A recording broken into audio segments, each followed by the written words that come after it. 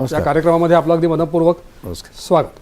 2024 साली हा मूळ कायदा आला होता, त्याच्यामध्ये मग सुधारणा केली गेली, मग दुरुस्ती विधेयक मांडलं गेलं, ते संसदेमध्ये मंजूर झालं। आज राष्ट्रपतींनी त्याला मंजुरी दिल्यामुळे कायद्यामध्ये रूपांतर झाले। तर हे सुधारणा नेमकी काय केली आहे या मूळ कायद्यामध्ये? खरं तर या ज्या नवीन परीक्षांची पद्धत आहे त्याची सुरुवात सुद्धा खरं तर नरेंद्र मोदी सरकारनेच केली होती आणि त्याच्यामध्ये काही अडचणी किंवा गफलती होतात हे लक्षात आल्यानंतर 24 साली सरकारने चांगला आणि अतिशय कडक असा कायदा केला होता।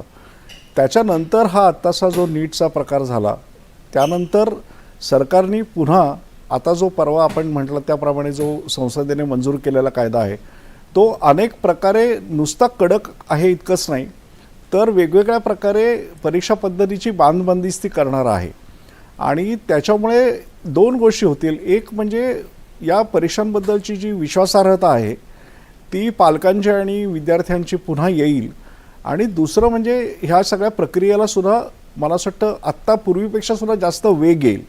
मी आपण आत्ता बघितलं की नीटचे पेपर फुटल्याची जी चर्चा आणि जो गुन्हा झाला होता त्याच्यानंतर सरकारने परत नीटची परीक्षा विक्रमी वेळेत घेतली, त्याचे निकालही लागले आणि त्याप्रमाणे ॲडमिशन्सही झाले। आता म्हणजे जसं आपण म्हणाल त्यामुळे पेपर फुटल्याची एक घटना आहे, त्याच्यानंतर सरकारने सावरून योग्य ती पावलं टाकल्याची सुद्धा दुसरी घटना आपण लक्षात घेतली पाहिजे।